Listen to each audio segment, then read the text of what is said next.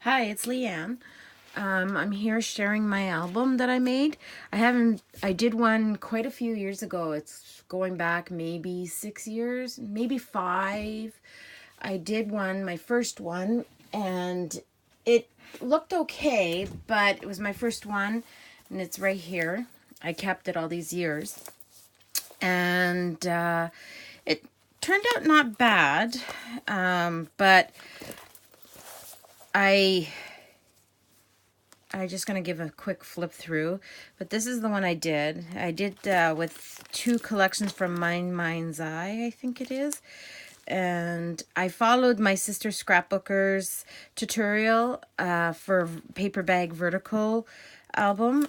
And see how it's very warped? The adhesive I used, I'm not sure what happened.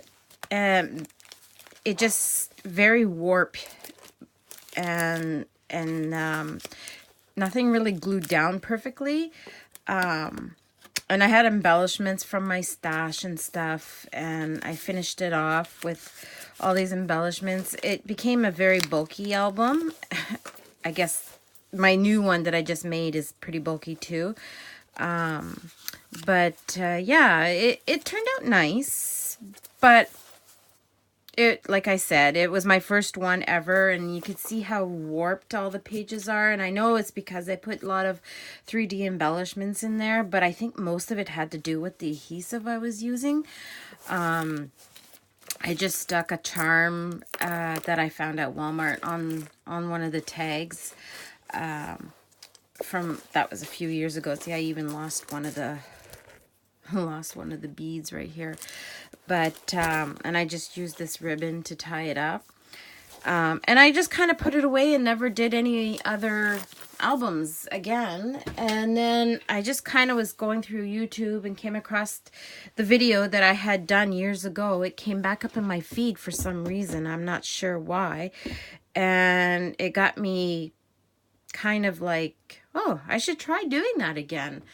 And I went through my Stampin' Up! Paper, and I used to be a demo, and oh my god, I have so much Stampin' Up! Pattern paper, designer paper, and so I found a collection that I had quite a bit of paper from, and I didn't have quite enough, so I had to dip into my Stampin' Up! Paper stash and find colors that kind of coordinated with that collection. And the collection, I think, is called pumpkin spice or something spice, but it's these papers here, and there's quite a few of them, and these are all my scraps from it right here. Some of the different papers, and this was a tag that I had made, but I didn't put it in. But this is what I ended up with in scraps after I made my album. So from cut, and then of course I cut into some other papers that kind of matched to finish the album. So I might do something with the scraps, I'm not sure. I've got this my phone MacGyvered on one of those phone clippy things, but it's not really meant for recording, but we'll see how I do. I'm standing up and watching to see if I'm in frame. So I followed her tutorial, and I made my spine with that sticky back canvas that I had in my stash. I'm a scrapbooker and a card maker, a crafter all around. Mostly scrapbooking and cards are my thing, but this was fun to do, and I have a little bit of everything in my stash. So because I try something and it lasts for a month, and then I just kind of throw it in the cupboard and forget about it. So I kept quite a few things from, I did purge, but I kept a little bit of different things. So yeah, so I covered it with the designer pattern paper from Stampin' Up! and I did basically my color, like my base is craft color. I have different shades of craft colors because of cardstock, because I ran out of one specific one, so I would just kind of take from all the different craft colors I had. Being in a very rural area, and the city in both directions is 2 hours away. I don't have really much access to like scrapbooking stores like Michael's. I'm up in Northern Ontario, and all we have is Michael's and Walmart and stuff. So I couldn't get to there, and of course I want the album done, right? So I had to rely on our dollar store. So I found a few things at our dollar store, like bracelets and things, and I took them all apart and made my own dangle. And of course my lobster claw wasn't big enough. And this I actually had in my stash because I had taken it from another bracelet for something, and I didn't have any lobster claw big enough to fit into this hole here. So at the dollar store they had these earring hoops, so I use that for now. Once I get to the city, I'll go and buy some bigger claws, and then I'll just switch it. But for now, I just hooked it onto this and hooked it onto this. And then I just made my own dangle from things I've had in my stash from when I did hat pins. I had a phase where I was putting hat pins on my scrapbooking layouts in cards. So I had a few things, and then I found a few things at the dollar store. It's like $1 or more store. And so I kind of made this one. I did with the colors that were in the book, which were blues, yellows, greens, and browns, and a little bit of this rusty color. And ribbons from my stash. Lots of ribbons from my stash.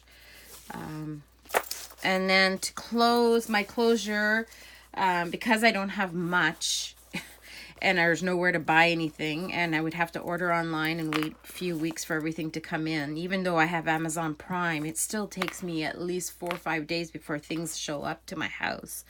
So I had these little ribbon clips that you can put on the end of ribbons. So I stuck those on that to keep it from fraying, and then I decorated them with some beads to match.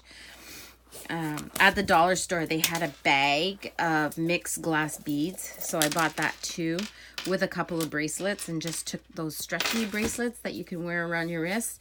They're full of glass beads, so I just bought a couple of those and cut them.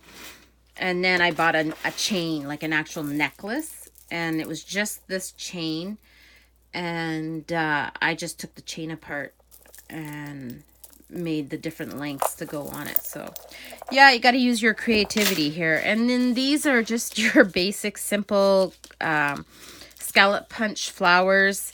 You punch them out, wet the paper, scrunch them up, let them dry, and then you unravel them, and they make cute little flowers. So I tried to keep all my embellishments with the same paper collection. This has absolutely no theme at all. Has no, like those cut apart cards and things. So it's basic. So you can make it to any kind of theme you wanted to put in this album. I don't know if I'm going to keep it. I might sell it. I don't know what to sell it for. So I did the envelopes on the front, and everything, like I said, the whole tutorial, I got ideas from my sister scrapbooker, from her tutorial. And then, I just went through other videos of hers to look for other different ways to make, to decorate the pages, like, with the flaps and things.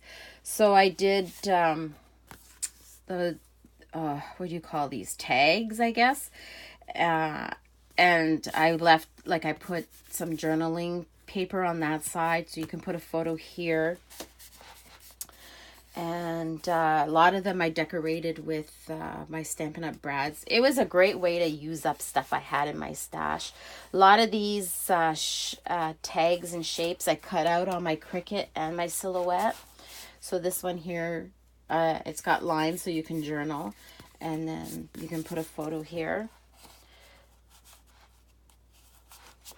And then again, the flower. It's a little bulky with the flowers, but it's not too bad. So here I have a tag right here that I stuck on the belly band. And then, of course, I had done the album before I got my magnets in, and I was impatient to wait for my magnets to show up because I ordered those on Amazon Prime. and it took about a week and a half to get here. So the magnet does show, like I know people hide them under their papers, but it's not that bad. So I've got the magnet here, and it opens up to 2 pockets with some tags in them. And then it opens, and then here I just did photo mats, so they can pull out this and then mat their paper on it and then stick it back into the photo corners. So they can do a 4x6, and these are 3x4s or whatever, 4x3, 6x4, whatever and then it's the same format for every page after that, but I just decorated them all differently. So here I have this one here, and I just made a little banner, and I sewed it on to I sewed all the little banner pieces together and then glued it on here. These are little photo, oopsie, I had stuck these just with little temporary dots so people can see what size of photo they can put. So they're 2.5 by 2s, and the magnet is underneath, so their photo will be hidden. The magnet will be hidden with their photo. So there's a one there and one there. And then when you open it up, I have some belly bands and some photo mats, and they're covered on both sides. And then here, another photo mat covered on both sides. And here's a tag in a pocket. This one I left blank on this side. They could just write or journal on that side. And then more photo mat. And here I wrote on there so that people would know what size photo to put. This side here I made a pocket. So I decorated this side, and this side I made it so that it's like a coin pocket. And I use stuff from my stash to make the enclosure, and inside is just a blank card that they can put photographs and then photos, and then photo on the back. And with the scraps I had, I just made a little tag to stick in. They can put more photos on that, and then they can stick it back in the envelope. This is for like if they have private stuff they want to put, and that goes back in there. And then on this side here, I have two tags, empty on the back. It goes under the belly band. And then I have another little pocket with 2 little cards in there. So I stuck that there. And I kept trying to keep the theme going with the little scallop flowers. And here also. And again, this one here is 2 4x6 with the photo corners. I'm trying to make sure that you guys are in frame. And on this side here, another tag banner, another photo mat, and here it's attached, so you can put a photo here, and it's magnet again, and it has 2 pockets with the tags. And when you open it up, I have photo here, and then here have another little flip so they can put something here, and then when they open it up they can put something here and then something here. I didn't stick a magnet on this one. I kind of forgot, but it stays kind of closed because of the flap, so I really don't think I'm going to need a magnet there, but I might add one. And this one here, I made my own little embellishment cluster here. And I got that embellishment cluster idea from the other album I made. I had gotten those embellishment clusters from some company, and I liked how they grouped them together. So I mimicked it and made my own homemade ones. And I think that was I made another one further back. So yeah, I took some vellum, made some hearts and stitched those together and then glued it down. Some more photo mats with the little 2.5 by 2 photos. There are magnet. Oh, someone's trying to get a hold of me. I'm just going to let it ring. And here I have more photo mats inside pockets. And I'm just going to check, see who it is. Yeah, it's solicitor. Only time when the house phone rings, you know it's because it's a solicitor. So here I'm with the scraps I had left. I just made this cute little book, punched out some circles from the small scraps, and then stuck some pattern paper on the inside, sewed it down the middle. And I don't know what they can use. They can maybe write some stuff in there, add some photos, whatever. And then another photo mat. And here's another embellishment cluster that I made from the inspiration from the ones I had purchased. And then again, up here too is another embellishment cluster that I made with some more of the flowers. And it's the waterfall. And I think it fits 15, 2, 4, 6, 8, 10, 12, 14, 16. Yeah, 16 photos can be placed in here. I think they're like 3 by 3 photos, something like that. So, and then each pocket has its own tag, and they all look the same. And I messed up when I made the tag, and they were way too long, so I had to chop off the bottoms because they were like coming up this high. So it looks kind of odd having the border around the edge and then this knot, but I don't think people would really notice unless I point it out like now. But if I didn't say anything, I think everybody would just assume I meant to do that because they all look the same. I made them all the same like that. So, and I just put matching ribbons from my stash. Everything came from my stash pretty much. So it was a good way to use up stuff that I had. And I think I'm going to be making another one. And also another one with papers that I have. And I had a friend of mine ask me to make her one in pink. So she's got a baby coming. She didn't want baby theme. She just wanted pinks. Pinks and creams and flowers. Just to make it like, she liked the little rosettes here, so she doesn't want to be like all baby themed, just to be flower themed, I guess you could say. So now that I've kind of got the bug for it, now I got to go shopping, and my husband's not going to be too happy because now I want all these different things to be able to make these. So I hope you enjoyed my video. I just got to watch when I put my string on, that my filming. I'm not very good at this. I'm going to be posting this video on my YouTube channel. That channel is basically for me to do these shares. I have a few tutorials if you want to check them out for when I did my card making. It's not a big channel or anything, but I'm on YouTube under Lily Scraps. So yeah, go over and check me out, and I would love any feedback if you want to give me some. And what do you think? I haven't done one in about 5 years, so do you think I was able to pull it off with very limited supplies? So yeah, it's kind of addicting making these. I've never filled one up with photos. I did really try to find some videos on YouTube of people actually filling them up with photos and how people decorate them and add things to them, but there's not very many shares about that. I'm a scrapbooker, like a 12 by 12 scrapbooker, so I've never really filled up an album. I might fill up that other album that I made, the one I made like 5 years ago. I'm not sure, but I think I make another one and fill it up with photos for myself, or keep this one or sell this one.